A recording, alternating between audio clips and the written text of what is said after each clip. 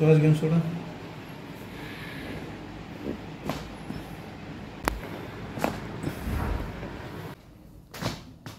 श्वास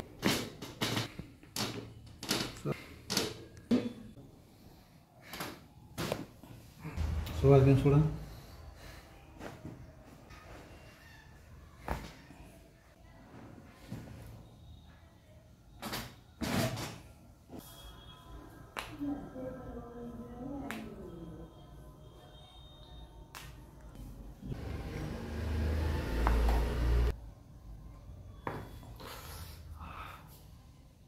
हलकं वाटतंय का? हो.